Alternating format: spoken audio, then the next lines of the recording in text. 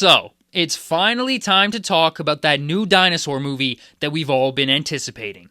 Paw Patrol the Dino... Oh, wrong movie. I mean, The End of Oak Street. Now, for those of you who don't know about this movie, the basic premise is you have this 1980s family whose entire neighborhood, Oak Street, gets transported back into prehistoric times. And now they must fight to survive with dinosaurs walking around looking to turn them into protein bites. And like a lot of people, I didn't really have any expectations going into this movie because based on the premise alone, this sounds like something that could be really cool, but also could be really stupid. But now, having seen the film, I am so happy to report The End of Oak Street is one of the best movies of 2026. Right from the beginning of the film, there's just such a classic feel to this movie. Now, part of that is, of course, that the movie is set in the literal 1980s, but it feels like a 1980s film in more than just the setting. The musical score is a huge part of that, and right from the beginning of the film, when that music kicks in, you're like, oh yeah.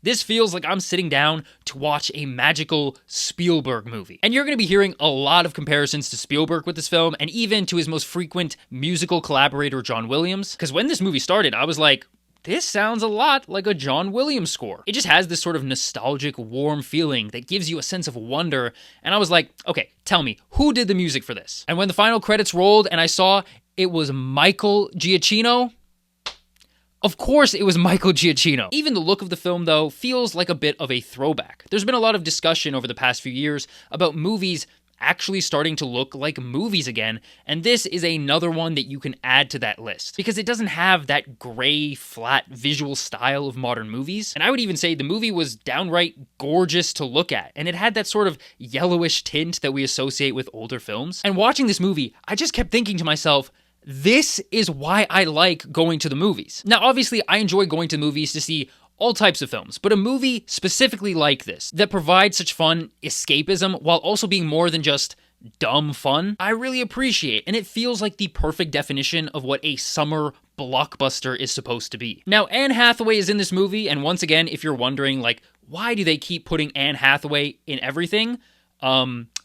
This is why. Because again, she is awesome in here, and more than anything, she's just really fun to watch. And as far as I'm concerned, she can do everything. Like, she's pulling out fear, she's pulling out emotion during the sad moments, she's pulling out intensity during some of the thrilling moments. And I don't know how much of the action she did herself in this movie, but the parts that are clearly her, she can do action as well. And for all the talk about Anne Hathaway getting Oscar nominations for The Odyssey, screw The Odyssey, okay? I want her to get Oscar nominations for this because she was fantastic in here. Beyond the fun, though, the movie also has a great heart to it, which is such a key with these blockbusters to really give it some depth, because at the heart of this, it's really about the marriage between Anne Hathaway and Ewan McGregor's characters. Their marriage is struggling, and that provides a lot of the funny moments, but also a lot of the tension in the film. And the movie does a really good job of using the crazy situation that they're in with these dinosaurs as almost a metaphor for their marriage, where there's conversations in here where they're fighting over how to deal with the dinosaurs, but the words they're saying can also be read as fighting over how they deal with issues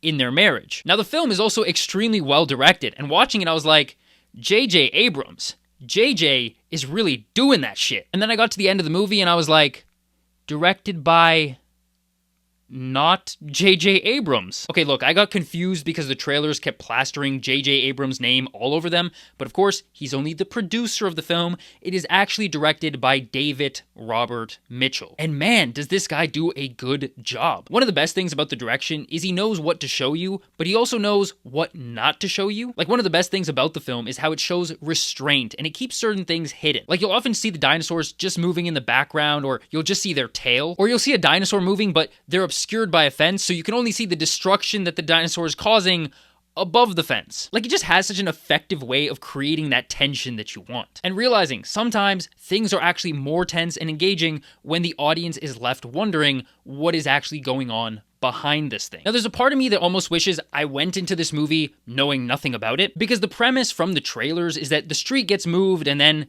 there's dinosaurs. But in the actual film, we do take our time getting to the point where the dinosaurs are actually going crazy. Like, this movie actually spends a good chunk of time on sort of the mystery, the tension of things, starting to build up with these weird occurrences, these weird discoveries. And by the way, that's not like a complaint. I actually thought the movie did a really good job of building up some of that mystery and some of that tension. Split diopter shots. Now, I know some of you casuals might not know that terminology.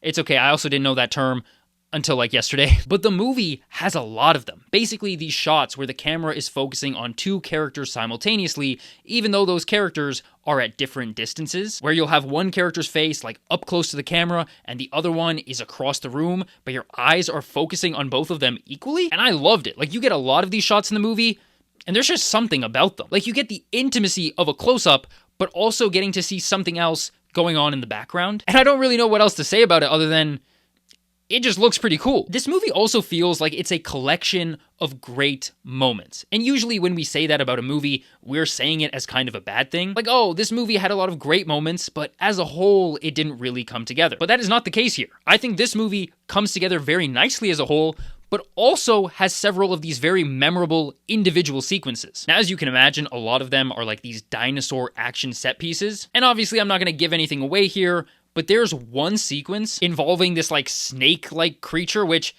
not cool, okay? I hated the way that thing was moving. And there's another great sequence.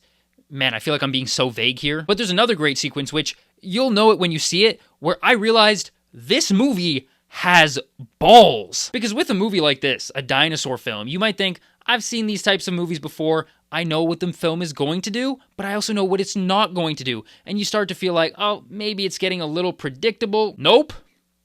No. Like, there was one moment in here where I almost wanted to clap. I was like, okay, I did not know this movie could do that. And the movie has a tight runtime. Like, it's an hour and 40 minutes, and I thought that was perfect. It doesn't overstay its welcome. It keeps you engaged the whole time. And I will admit, there was a moment where I was thinking to myself, is this going to wrap up too quickly? Because I thought the film was approaching its end, but it actually wasn't. And you know what? Let's actually talk about that for a second, because I think the ending of this film is spectacular. Like, it's one of those movies where you could see the obvious ending to the story, and you're like, that'll be fine, I guess, but I'm not sure it'll be the most satisfying. You're thinking to yourself, the movie needs something extra here at the end. It needs a little extra sauce to really make this ending magical, but as an audience member, you're often sitting there like, but what would that sauce be? And guys, the movie found the sauce. Like, when you get to the end of the film, there are some payoffs that I did not see coming that are so clever and so emotionally satisfying that I walked out of this theater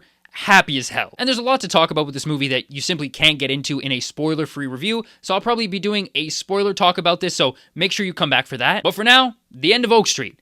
I loved it. If you've seen it, what did you think about it? If you haven't seen it, what's your anticipation level for it? As always, you guys can click somewhere on the screen if you want to watch another video, and hopefully, I will see you guys in the next one. Bye-bye.